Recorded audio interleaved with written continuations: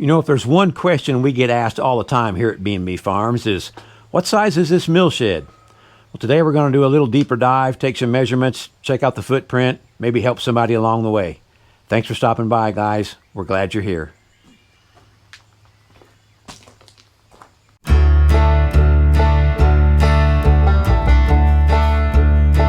So, like I said earlier, we're always being asked about, what size is that mill shed? Is there a video showing its construction? Well, the shed is approximately 29 feet by 10 feet, and we don't really have a video. There is a slideshow type video. I'll put a link to it down in the description. You can go check that out. That shows, you know, snapshots in time of the construction, but we don't really have a video. But today, I thought we'd just get a tape measure out, take a look at this mill shed, get some measurements, maybe answer some of those questions, and maybe give you some ideas for your own mill shed. So let's get right into it. I guess the first place to start is we'll do a walk around, let you see what it looks like. Here we go. So there it is. Like I said, the footprint is approximately 29 feet by 10 feet. We went with 29 feet because the metal on the roof, it covers 3 feet per sheet, and going 29 feet would let us use 10 even sheets and have a little bit of overhang on each end. So let's take a look. Board and batten, you know, wainscot metal underneath. We thought that would keep the wooden siding up off of the ground, keep it from getting wet. That seemed to be a good idea to us, and I gotta admit, it turned out pretty sharp. I wasn't real sold on the black color when we started out with it, but it really turned out nice.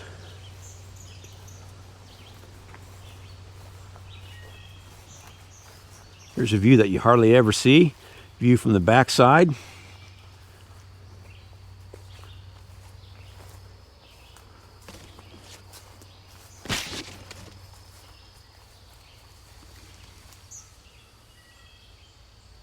Very simple construction. This was actually our very first project with lumber coming off the mill. We used the mill to saw the lumber to build its own shed. It worked out very well. We originally were going to close in this area right here like we did on that back wall. But as we got going on construction, it seemed like it would be kind of dark in there. So we ended up leaving this wall off, and I'm glad we did. It stays out of the weather for the most part and still lets in as much light as possible. All right, let's get the tape measure. Let's get into it. So general construction, 4x6 post. We use 7 of these. These are treated. They go down in the ground. There are 1, 2, 3, 4 on the back wall. And of course, this open span on the front where we load the mill means there are 3, 1, 2, 3 on the front wall. So 7 total. The beams, let me get out here, I'll show you one. The beams that the rafters sit on are hard maple, and they are 8 inches by 3.5. Got some bracing here on them, actually more for looks than anything else.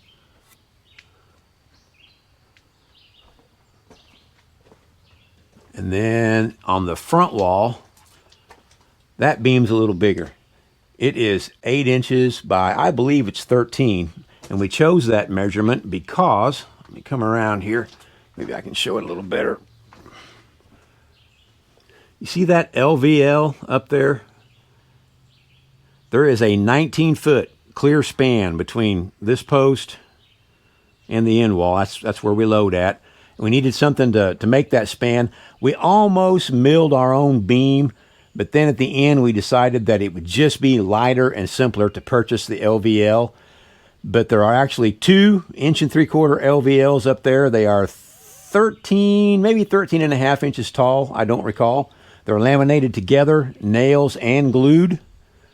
And again, this is a 19-foot span, and it has never moved. I don't know what kind of snow loading you guys will see in your area, wherever you're watching this at, but I remember when we planned this out, I did a lot of online calculations trying to figure out, you know, square footage and snow load, and decided this would be just the ticket for it. And like I said, it has never moved. It's done real well. The rear wall, we use board and batten. The boards were approximately 8 inches wide. I don't really have anything to reference this. This is probably, I don't know, going on 7/8 of an inch wide. When we put these boards up here, there was a 1/4 inch gap between them. We put them up green, and that's how much they've shrank as they've dried. But they remained tight. We're really pleased with how it turned out. This is yellow poplar off of the boards and the battens. 8-inch boards, 3-inch battens. Also yellow poplar on the framing lumber. You see here and here. 2x6s, full dimension 2x6s. The rafters, yellow poplar, as well as the stringers that the metal's nailed to. We read where yellow poplar makes great framing lumber, but it doesn't like to get its feet wet, which is another reason why we went with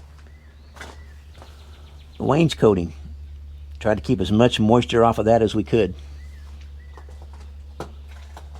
We went ahead and run electricity into the mill shed. Got a breaker box right here, or what passes for a breaker box, right there. We didn't get fancy at all. We already had electricity here. I'll take you over and show you. See this? Hook up this outlet right there. That was already there. So we just used an all-weather extension cord, and we plugged the mill in whenever we, want to saw down here. This gives us some lights. Turn you around, let you see that. So we can mill at night if we need to. I've never been quite that ambitious yet, but perhaps one day I will. And we have a fan for those hot, dusty days that you're milling. Turn that on, keep the sawdust off of you, give a little air for the sawyer. It feels pretty good on a hot day, let me tell you.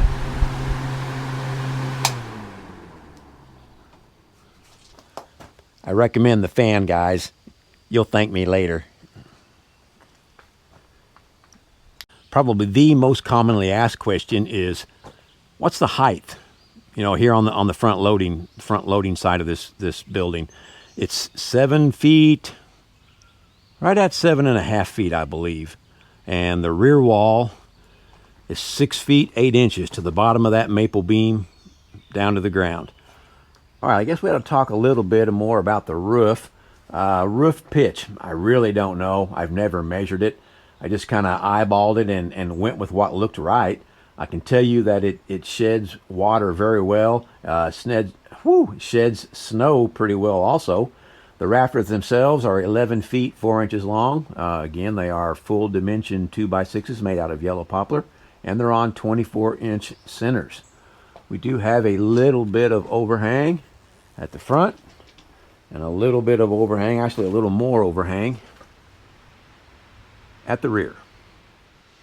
Okay, I don't know what else I can go over. I know this video was brief, it was quick, and it wasn't real thorough or real meticulous as far as dimensions are concerned. If you have a particular question or a particular dimension you're curious about, drop me a line in the comments and I'll try to help you out and get you some more specific information. Well, guys, I'm going to wrap it up. Please remember to like, share, and subscribe. Get outside, it's good for you. Be nice to one another. Guys, we'll see you on the next video. Thanks for hanging out with us.